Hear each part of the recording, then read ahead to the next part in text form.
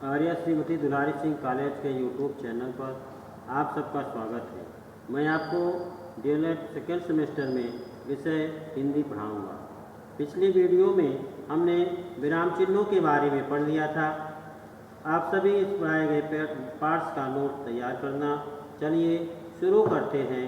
आज का टॉपिक है उपसर्ग, प्रत्यय तथा सामासिक पदों की पहचान एवं प्रयोग में आपको पढ़ाया जाएगा शब्द रचना के भेद।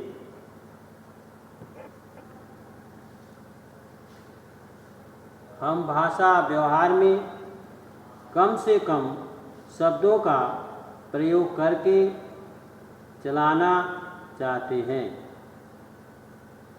कम से कम शब्दों का प्रयोग करके चलाना चाहते हैं, लेकिन भाषा को सशक्त एवं भावों को उचित प्रकार व्यवस्थित करके हम उसका सौंदर्य बढ़ाना चाहते हैं। अतः इसके लिए शब्दों के आरंभ में अन्य शब्दांश को जोड़कर या मात्राओं और स्वरों में परिवर्तन करके नए नए अर्थबोध करना चाहते हैं। इस प्रकार जब एक शब्द से कई अर्थों की अभिव्यक्ति हेतु नवीन शब्द बनाए जाते हैं तो उसे शब्द रचना कहते हैं। शब्द रचना के भेद, आप शब्द रचना के भेद को जानेंगे। पहला है, शब्द रचना चार प्रकार से होते हैं। पहला, उपसर्ग लगाकर, प्रत्यय लगाकर, संधि लगाकर, समास द्वारा। इसमें आप पहले उपसर्ग पढ़ेंगे। जो शब्दांश किसी शब्द के आदि में जुड़कर उसके अर्थ में विशेषता उत्पन्न कर देता है या उसके अर्थ को सर्वथा ही बदल देता है, उन्हें उपसर्ग कहते हैं।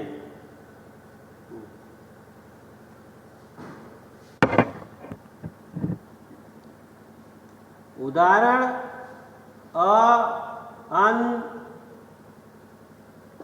अग, नी, क, ना आदि। अ, अन, अग नहीं है, अध है। अध, नी, क, ना आदि परिभाषा। जो शब्दांश शब्द के आदि शुरू में जुड़कर नवीन शब्द बनाते हैं तथा पहले शब्द का अर्थ बदल देते हैं या उसके अर्थ में विशेषता उत्पन्न कर देते हैं, उन्हें उपसर्ग कहते हैं। साधारण भाषा में उस अक्षर या अक्षर समूह को उपसर्ग कहते हैं जो शब्द रचना करते समय शब्द के पहले लगाया जाता है। जैसे रूप शब्द के पूर्व में अनुपसर्ग लगा देने से अनुरूप शब्द की रचना हो जाती है। इसी प्रकार डर शब्द के पूर्व में नि शब्दांश जोड़कर नया शब्द निडर बनता है जो मूल शब्द के अर्थ में परिवर्तन या विशेषता ला देता है। यहाँ डर का अर्थ भय है, लेकिन निडर का अर्थ बिल्कुल उल्टा होकर न डरने वाला हो गया।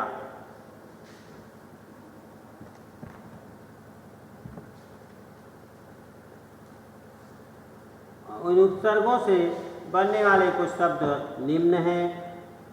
उपसर्ग अ दिया है, उपसर्ग नहीं, अबोध, अचेत, अन, नहीं, अनपढ़, अनमोल, अध, आधा, अधपका, नी, नहीं, निडर, क, बुरा, कपूत, पा, सहित, बाकायदा, ना, नहीं, नासमझ, हर, प्रत्येक, हर पल। इस तरह से आपने संस्कृत पहले आपने संस्कृत नहीं, आपने इन उपसर्ग से बनने वाले कुछ शब्द जो आप निम्न शब्दों को पढ़े। उसके बाद उपसर्गों का विशेष महत्व यह है कि इनकी सहायता से अनेक प्रकार के शब्द एवं रूप बनते हैं। हिंदी में 3 प्रकार के उपसर्ग प्रयोग में आते हैं: संस्कृत के उपसर्ग, हिंदी के उपसर्ग, फारसी विदेशी भाषा से आगत उपसर्ग। अब आप संस्कृत से उपसर्गों के बारे में पढ़ेंगे।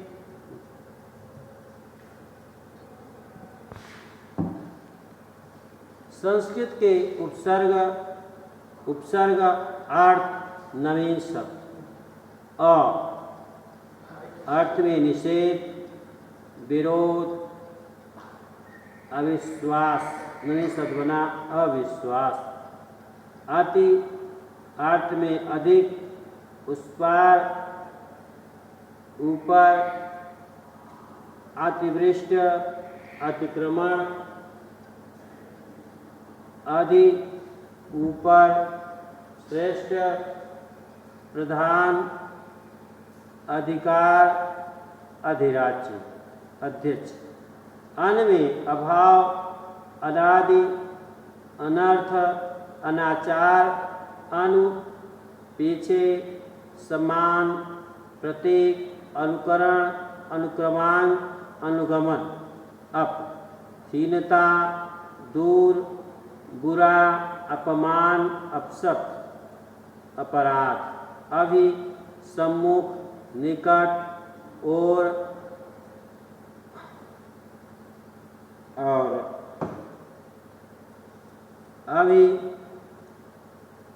अभिवारज, अभिजात, अभिशाप।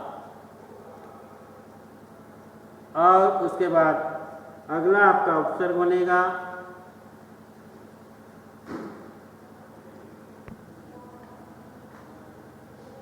हिंदी के उपसर्ग। ये उपसर्ग प्रायः अपभ्रंश होते हैं, प्रमुख रूप से ये तद्भव शब्दों के पहले आ जाते हैं।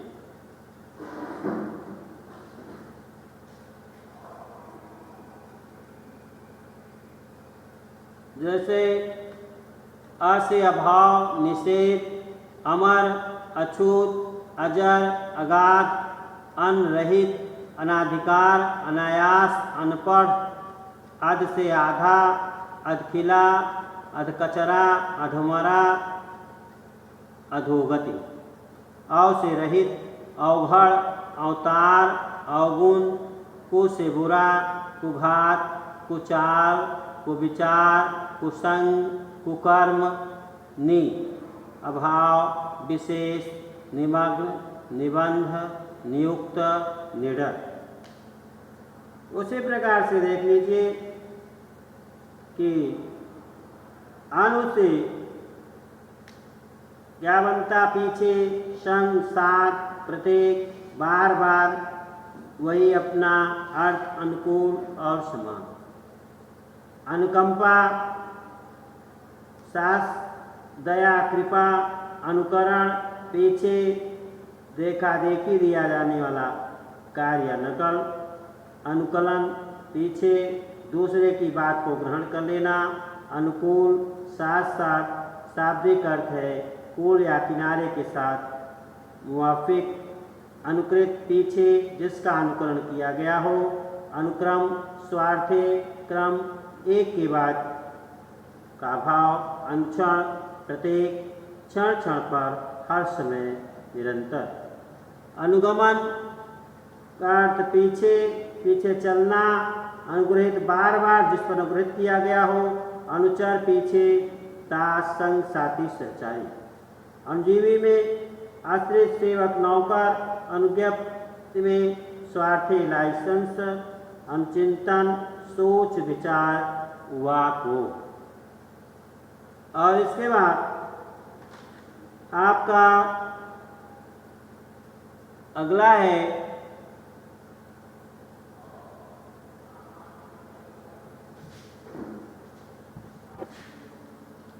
निर बिना, निराकार, निर्बल,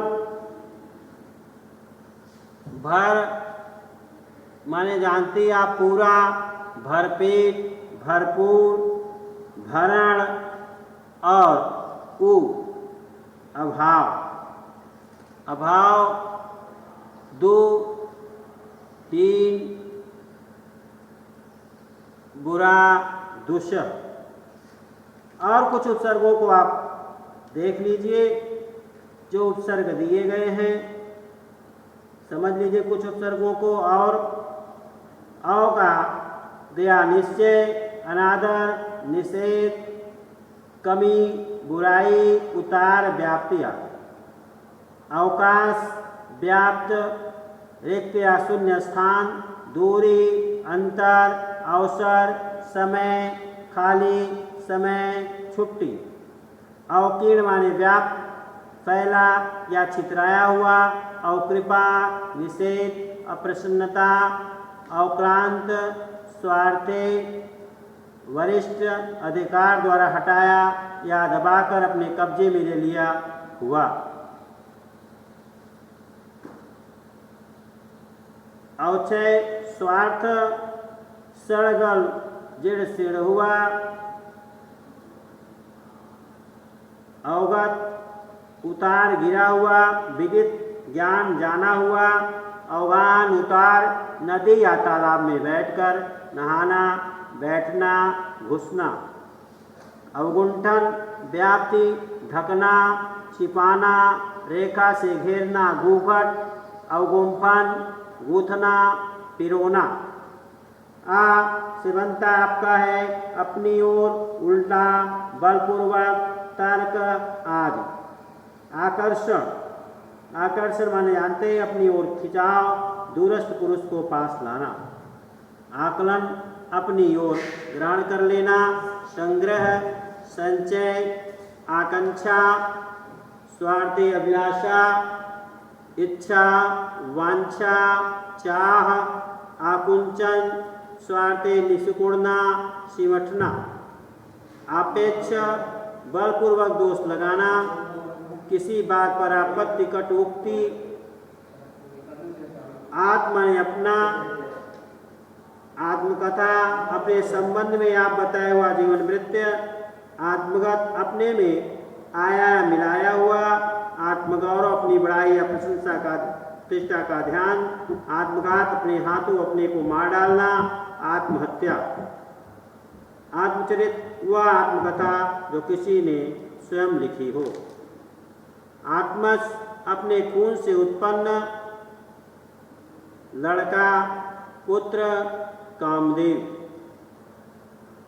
आत्मज्ञान, अपने भीतर का अंतःकरण, जीवात्मा का ज्ञान या जानकारी। आत्मत्याग, दूसरों के हित के लिए अपना स्वार्थ छोड़ देना। आत्मनियंत्रण, अपने रखा गया वश या नियंत्रण। आत्मनिर्भर, जो अपनी आवश्यकताओं की पूर्ति करने में समर्थ हो। आत्मनिवेदन, आत्मसमर्पण, अपने अपने सर्वस्व अपने बड़े पर न्यौछावर कर देना। उत, आपको पढ़ाया जा रहा है कि समझने के लिए। उत, ऊपर, ऊंचा, श्रेष्ठ। उत्कंठा, ऊपर गर्दन करना। उत्कर्ष, बड़ाई, श्रेष्ठता। उत्कलित, खिला हुआ, लहराता हुआ। उत्कीर्ण, खुदा हुआ और लिखा हुआ। उसके बाद आपको उर्दू के उपसर्ग के बारे में बताया जाएगा।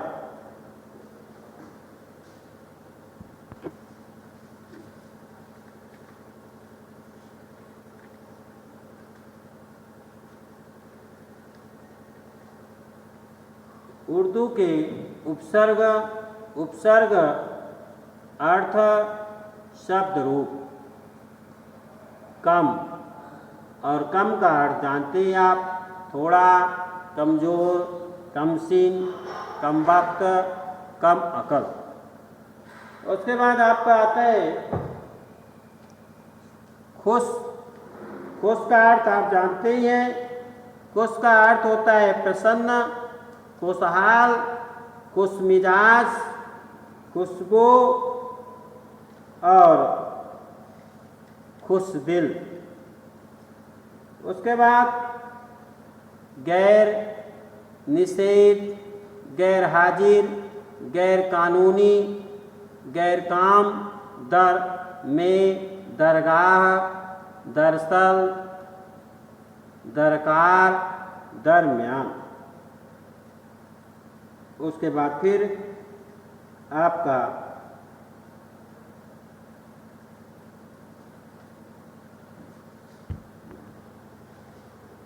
ना, निषेध, नापाक, नासूर, नालायक, नापसंद, बा, अनुसार, बाकायदा, बाइज्जत, बदमाश, ला, रहित, लाजवाब, लाचार, लावारिस, सर, मुख्य, सरहद, सरकार, सरदार, सरपंच, सरपंच। उसके बाद है हम, साथ, हम शक्ल, हमदर्द, हमराज। उसके बाद हर, प्रति, हर दिन, हर वक्त। और उसके बाद आपका आता है अंग्रेजी के उपसर्ग। आजकल हिंदी में अंग्रेजी शब्दों का प्रयोग निरंतर किया जा रहा है, अतः इस बात को विश्वास से नहीं कह सकते कि इस भाषा से आए हुए शब्दों को प्रयोग किए जाने का क्या कारण है, लेकिन इनका उपयोग उपसर्ग की भांति होता है। इनके प्रयोग के द्वारा अर्थ में परिवर्तन हो जाता है।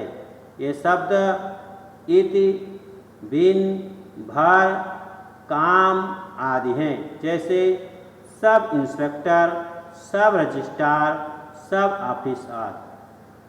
अभी आपने अंग्रेजी के उपसर्गों के बारे में पढ़ा कि आजकल हिंदी में अंग्रेजी शब्दों का प्रयोग निरंतर किया जा रहा है। उसके बाद फिर आपका अगला टॉपिक है उपसर्ग की भांति प्रयुक्त होने वाले संस्कृत के अव्यय।